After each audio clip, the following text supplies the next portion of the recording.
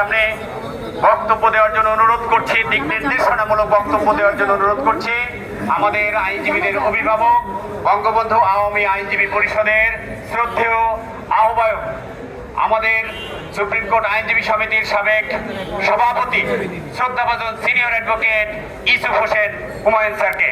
জয় বাংলা, জয় বাংলা, জয় বঙ্গবন্ধু, জয় বঙ্গবন্ধু, জয় বাংলা, জয় বাংলা।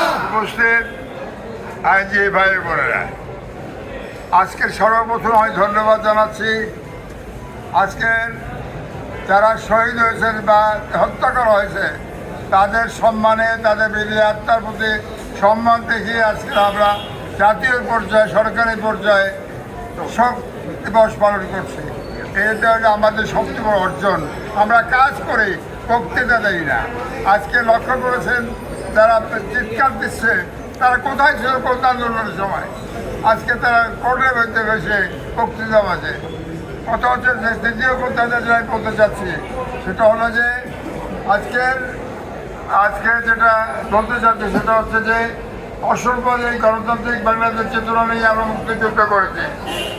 এই চেতনা আমাদেরকে ধারণ করতে লালন করতে হবে। কেউ বাধা আসুক, আন্তর্জাতিক ষড়যন্ত্র কিন্তু মুক্তিযুদ্ধের সময় ছিল, বঙ্গবন্ধু হত্যার সময় ছিল, এটা আমরা পরিষ্কার বুঝতে পারছি, আমরা দেখি।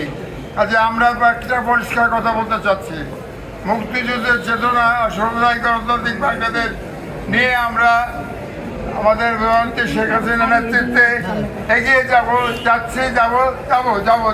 সবাইকে ধন্যবাদ। জয় বাংলা, জয় বাংলা। আমাদের এই প্রতিবাদ সভা আগামীকাল 1টার সময় আবার অনুষ্ঠিত হবে। আমাদের এটা চলমান থাকবে।